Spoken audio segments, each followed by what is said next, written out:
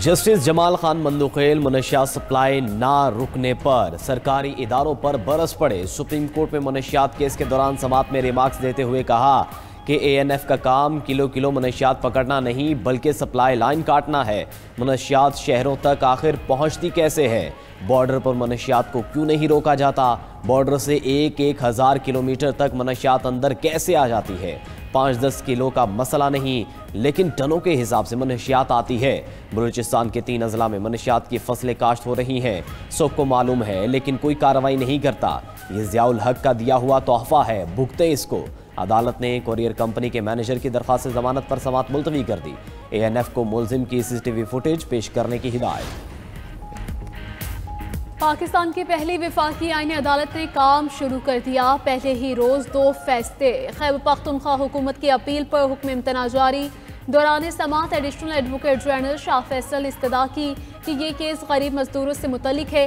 अगर निजी इदारे वाजिबात अदा नहीं करता तो मजदूर मुतल्लिका महकमे में अपील कर सकता है। जस्टिस हसन रिजवी ने इस्तफसार किया कि गरीब मजदूर के पास सिक्योरिटी डिपॉजिट की मद में इतना पैसा कहाँ से आएगा। किंग एडवर्ड यूनिवर्सिटी के वाइस चांसलर की तकर्री के खिलाफ हाईकोर्ट का फैसला भी खत्म कर दिया। रिमार्क्स दिए कि मौजूदा केस दायर होने के बाद 8 साल तक सुप्रीम कोर्ट में समाअत के लिए मुकर्रर न हुआ। वफाकी आईनी अदालत के 2 मजीद जजेस ने हलफ उठा लिया। जस्टिस रोजी खान और जस्टिस अरशद हुसैन शाह ने आईनी अदालत के जज का हलफ उठाया। वफाकी आईनी अदालत के चीफ जस्टिस अमीनुद्दीन खान ने दोनों जजेस से हलफ लिया। हलफ बर्दारी की तकरीब इस्लामाबाद हाई कोर्ट के कॉन्फ्रेंस रूम में हुई। चीफ जस्टिस अमीनुद्दीन खान समेत वफाकी आईनी अदालत के 7 जजेस हलफ उठा चुके। जस्टिस हसन अजहर रिजवी, जस्टिस आमिर फारूक बतौर जज आईनी अदालत हल्फ उठा चुके। हल्फ उठाने वालों में जस्टिस अली बाकर नशफी और जस्टिस KK आगा भी शामिल हैं। लाहौर हाई कोर्ट के जज की 27वीं आईनी तरमीम के खिलाफ दरख्वास्त पर समाअत से माजरत जस्टिस चौधरी मोहम्मद इकबाल ने file chief justice Lahore high court को इरसाल कर दी। दूसरी जानिब 27वीं आईनी तरमीम के खिलाफ सिंध हाई कोर्ट में एक और दरख्वास्त दायर। दरख्वास्त गुजार ने मौक़िफ़ अपनाया कि 27वीं आईनी तरमीम कानूनी तौर पर मंजूर नहीं हो सकती। अदालत से इस्तदा की कि 27वीं आईनी तरमीम को आइन से मुतसादिम करार देकर गैर आइनी करार दिया जाए।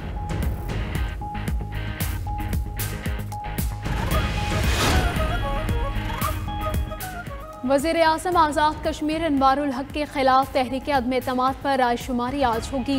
आज़ाद कश्मीर असम्बली का इजलास 3 बजे तलब। पीपल्स पार्टी का वज़ारत उज़्मा के लिए मतलूबा तादाद से ज़ायद वोटों की हिमायत मिलने का दावा। तहरीक अदम एतमाद कामयाब होने पर पीपल्स पार्टी के फैसल मुमताज़ राठौर आज़ाद कश्मीर के 16वें वज़ीर आज़म होंगे। तहरीक इंसाफ ने इन हाउस तब्दीली के अमल के बायकॉट का ऐलान कर दिया। नामजद उम्मीदवार वज़ीर आज़म आज़ाद कश्मीर राजा फैसल राठौर ने वज़ारत लोकल गवर्नमेंट और दही तरक्की से इस्तीफ़ा दे दिया। कहते हैं अब आज़ाद कश्मीर में अवामी हुकूमत आएगी। वज़ीर आज़म शहबाज शरीफ आज एक रोज़ा दौरे पर कराची पहुंचेंगे। वज़ीर आज़म दौरे में कैंट स्टेशन कराची के अपग्रेडेशन मंसूबे का जायज़ा लेंगे। शहबाज शरीफ अपने दौरे के दौरान कराची कैंट रेलवे स्टेशन से नई सर्विस का इफ्तिताह करेंगे।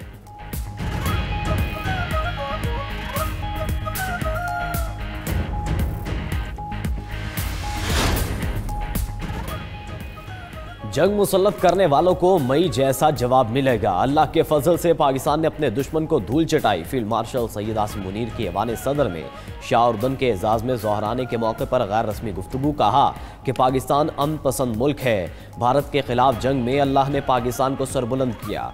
अल्लाह के शुक्रगुजार हैं जिसने हमें फतह दिलाई। ये कामयाबी अल्लाह की तरफ से है। मुसलमान जब अल्लाह पर भरोसा करता है तो अल्लाह दुश्मन पर फेंकी मिट्टी को भी मजाल बना देता है।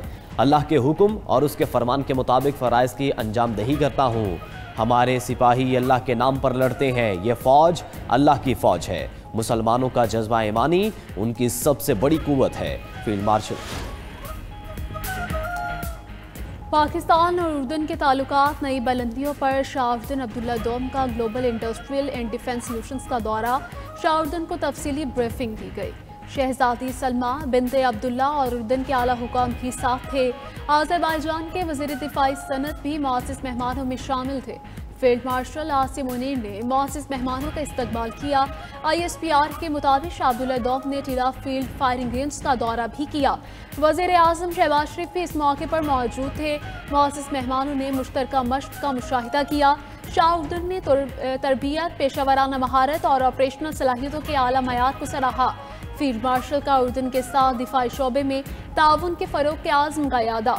शाहउद्दीन ने फील्ड मार्शल को order of the military merit first degree का एजाज़ दिया।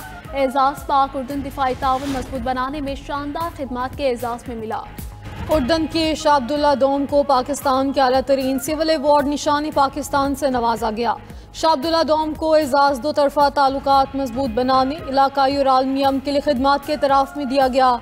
शाहउद्दीन ने भी सदर मुमलिकत आसिफ अली जरदारी को उर्दन के अवार्ड से नवाजा। पुरवकार तकरीब में वज़ीर आज़म शहबाज शरीफ और काबीना अरकान की शिरकत, फील्ड मार्शल आसिम मुनीर और दीगर आला अस्करी और सिविल हुक्काम की शिरकत। सदर मुमलिकत आसिफ अली जरदारी और शाहउद्दीन की मुलाकात सियासी, इक़्तिसादी और दिफाई शोबों में ताउन बढ़ाने पर तबादला ख्याल किया गया।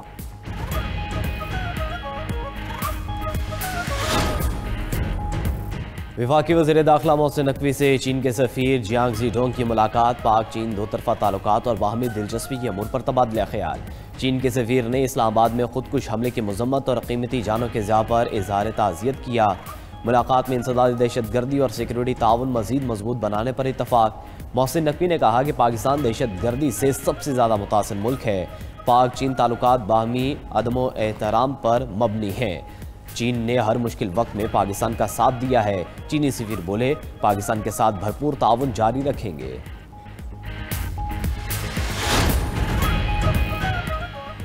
जजेस के ज़मीर पहले क्यों नहीं जागे? ये सियासी ज़मीर है, इंसाफ के लिए कोई कदम नहीं। मुझे और नवाज शरीफ को गलत सजाएं हुई। वज़ीर आला पंजाब मरीम नवाज के लंदन में मीडिया से गुफ्तगू कहा कि फील्ड मार्शल ने भारत के खिलाफ जंग में बेहतरीन क़यादत का मुजाहिरा किया। फील्ड मार्शल की बतौर चीफ ऑफ डिफेंस फोर्सेस का कैरियर बहुत अच्छी है। इस ओहदे के लिए फील्ड मार्शल सैयद आसिम मुनीर से बेहतर कौन हो सकता है? मरीम नवाज ने मजीद कहा कि मुखालफीन ने हमें सियासी इंतकाम का निशाना बनाया था। कुदरत ने मुखालफीन से बदला ले लिया। कोई शक नहीं, PTI दौर में जादू टूने से हुकूमत चलाई जाती थी। वज़ीर आला पंजाब मरीम नवाज लंदन से लाहौर पहुँच गई। ज़्यादा आबादी मसाइल और गुर्बत का बाइस बनती है। आबादी और मेशत एक दूसरे से जुड़े चैलेंजेस हैं। वफाकी वज़ीर ख़जाना मोहम्मद औरंगज़ेब का इस्लामाबाद में पॉपुलेशन काउंसिल की तकरीब से खिताब। कहा कि पाकिस्तान की मेशत मुस्बत समत में गामज़न है। बढ़ती हुई आबादी मसाइल को जन्म देती है। आबादी के हिसाब से वसाइल का इंतज़ाम करना होता है।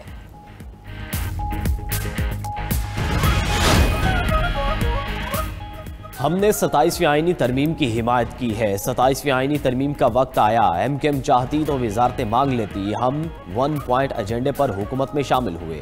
रहनुमा MKM मुस्तफ़ा कमाल ने कराची में प्रेस कॉन्फ्रेंस करते हुए कहा कि हमारा बिल 1 साल तक स्टैंडिंग कमेटी के सामने पड़ा रहा। हमने सिर्फ बल्दियाती निज़ाम के तहफ़्फ़ुज़ की बात की। MKM चाहती है वसाइल सिर्फ निचली सतह तक पहुँचाए जाएँ।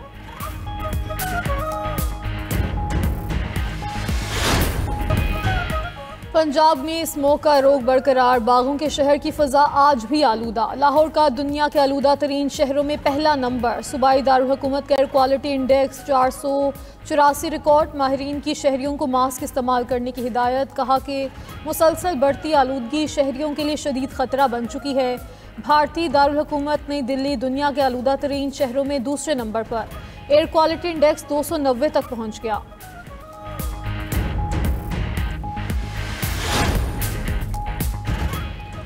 मोटरवे M5 पर उच्च शरीफ के करीब मोटरवे पुलिस की पेट्रोलिंग मोबाइल को हादसा। 3 अफसरान शहीद। तर्जुमान के मुताबिक बस की टक्कर से SI मोहम्मद मुश्ताक, ASI नासिर अब्बास और ड्यूटी कांस्टेबल उसामा मौके पर शहीद। मोटरवे M4 शॉर्टकोट के करीब बस और ट्रॉलर में तसादम हुआ। बस ड्राइवर जाम बहक, 2 मुसाफिर जख्मी। बस कराची से लाहौर जा रही थी। 35 मुसाफिर सवार थे। उधर कोट राधा किशन में भी तेज रफ्तार डंपर ने 10 साला बच्चे को कुचल दिया। अस्पताल में दम तोड़ गया। पंजाब में दफा 144 के निफाज में मजीद 7 रोज की तोसी। सूबे भर में एहतजाज, जलसे, जुलूस, रैलियों, धरनों और अवामी इज्तिमात पर पाबंदी बरकरार। जारी नोटिफिकेशन के मुताबिक 4 या ज़्यादा अफराद का अवामी मकामात पर जमा होना ममनू करार दिया गया। असलहे की नुमाइश, इश्तियाल अंगेज, नफरत आमेज और फिरका वाराना मवाद की तकसीम और इशात पर भी मुकम्मल पाबंदी आई। लाउड स्पीकर के इस्तेमाल पर भी पाबंदी बरकरार रहेगी। शादी की तकरीबात, जनासे और तदफीन पर इस पाबंदी का इतलाक नहीं होगा। भारतीय तहकीकाती एजेंसी का दिल्ली धमाके के मुलजिम के साथी को गिरफ्तार करने का दावा। भारतीय एजेंसी NIA ने कहा जिस कार में धमाका हुआ वो आमिर रशीद के नाम पर रजिस्टर्ड थी। आमिर रशीद ने कार मुबैना तौर पर डॉक्टर उमर को फराहम की थी। भारतीय मीडिया आमिर रशीद की गिरफ्तारी की खबर 11 नवंबर को दे चुका। 16 नवंबर को आमिर रशीद की दोबारा गिरफ्तारी भारत की नई साजिश है।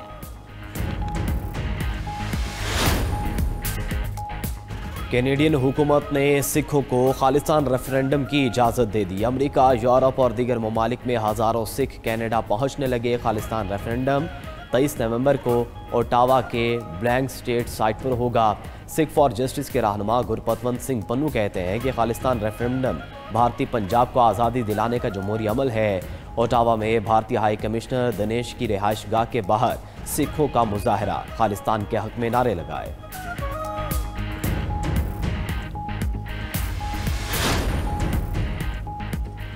रूस से तिजारत करने वाले ममालिक पर सख्त पाबंदियां लगाएंगे। ईरान को भी पाबंदियों की फहरिस्त में शामिल कर सकते हैं। अमेरिकी सदर डोनाल्ड ट्रंप का इंतबाह, कहा अमेरिका मुमकिना तौर पर वेनेजुएला के सदर निकोलस मादुरो को साथ कुछ बातचीत कर सकता है। वेनेजुएला ने अमेरिका में मुजरिमों, जेलों में बंद कैदियों को भिजवाया। ये सब कुछ बाइडन के दौर में हुआ। ट्रंप ने मजीद कहा अमेरिका में महंगाई कमतरीन सतह पर आ चुकी। डेमोक्रेट्स मेरी मुआशी कामयाबियों से खौफजदा होकर जेफरी एप्स्टन के मामले को उछाल रहे हैं।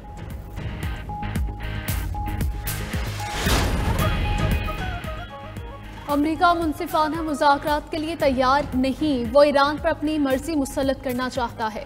ईरानी वज़ीर ख़ारजा अब्बास इराक़ची कहते हैं कि ऐसे मुतालबात के सामने बातचीत का कोई इम्कान नज़र नहीं आता।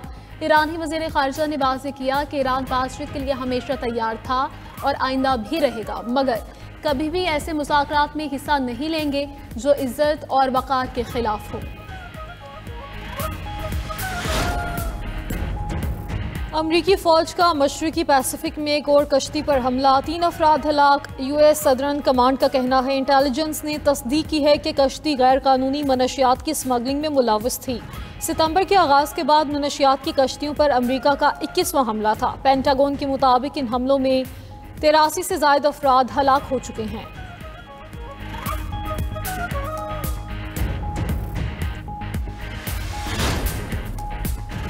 रूसी अफवाज की मशरिकी यूक्रेन में नुमाया पेशकदमी, 2 देहात पर कब्जा कर लिया। रूसी वजारत दिफा के मुताबिक उसकी अफवाज ने यूक्रेन के जुनूब मशरिकी इलाके ज़ापोरिज़िया में नुमाया पेशकदमी की। मजीद इलाकों पर कंट्रोल के लिए फ़ौज आगे बढ़ रही है। रूस ने एक ड्रोन वीडियो भी जारी की जिसमें रूसी फौजियों को झंडे लहराते देखा जा सकता है।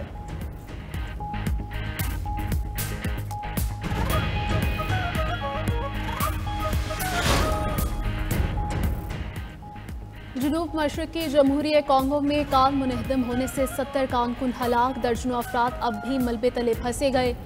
निकालने के लिए रेस्क्यू ऑपरेशन जारी है। खबर एजेंसी के मुताबिक पुल सुबह लवालाबा में कान के एक सैलाबज़दा हिस्से पर गिरा।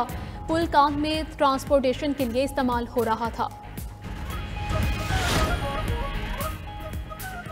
न्यूयॉर्क में अमरीकी फुटबॉल टीम का खिलाड़ी फायरिंग से शदीद जख्मी। पुलिस का कहना है कि फुटबॉलर क्रिस बॉय को मैनहट्टन में गोलियां लगी। गोली फुटबॉलर के पेट में लगी। मुलजिम की गिरफ्तारी ताहाल ना हो सकी।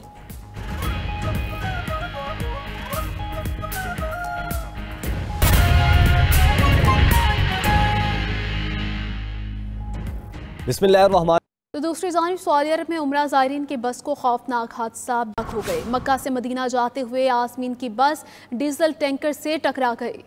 आज़मीन में ख़वातीन और बच्चों की बड़ी तादाद शामिल है। बस भारतीय उम्रा ज़ायरीन की थी। बेशतर ज़ायरीन का ताल्लुक हैदराबाद से है। तो आपको बताएं कि सऊदी अरब में उम्रा ज़ायरीन की बस को खौफनाक हादसा पेश आया है। 42 अफराद जाँ बहक हो गए हैं। मक्का से मदीना जाते हुए आज़मीन की बस डीजल टैंकर से टकरा गई।